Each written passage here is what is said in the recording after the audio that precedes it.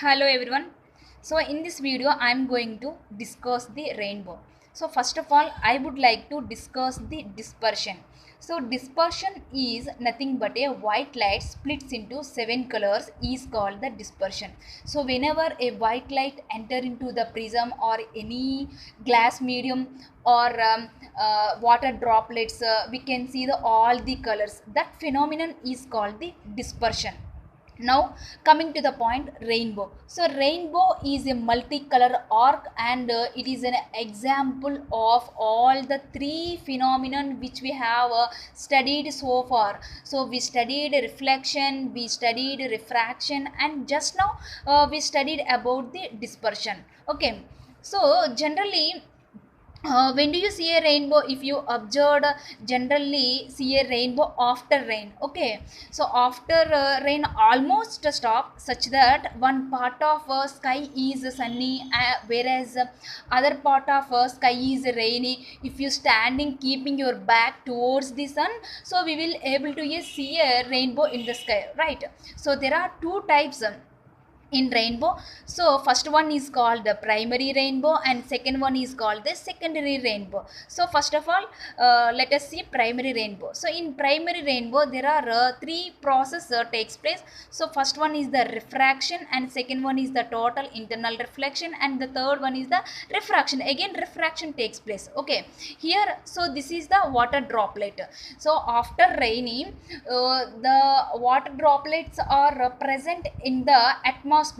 So every water droplet acts as a prism. So we should remember, every water droplet acts as a prism. So whenever the sunlight enter into the water droplet, here the light travels from rarer medium to denser medium. So whenever light travels from rarer medium to denser medium, what happens? Refraction takes place, refraction takes place. Here refraction takes place, and dispersion takes place also, and dispersion takes place. These refracted rays or strikes the inner surface of the water droplet and bounce back, inner surface of the water droplet and bounce back. That means the here total internal reflection takes place. What is total internal reflection?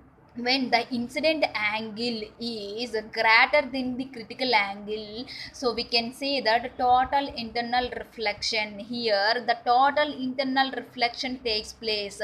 Here first refraction takes place, dispersion takes place, and strikes the inner surface of the water droplet, and total internal reflection takes place, and total internal reflection takes place. Here again the refraction takes place. Here again the refraction takes place. Here again the medium change, denser medium to rarer medium. So what happened?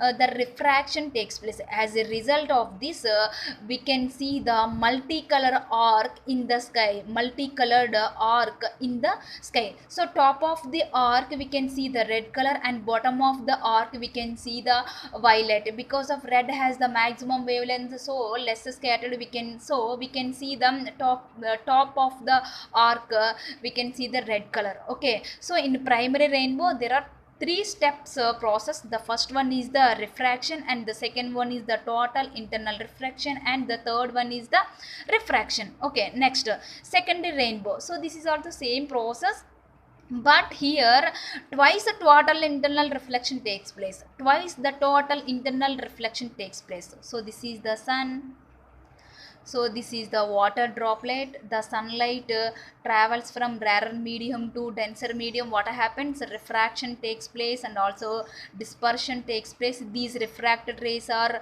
strikes the inner surface of the water droplets. That means bounce back. So that means the total internal reflection takes place. Here again the total internal reflection takes place.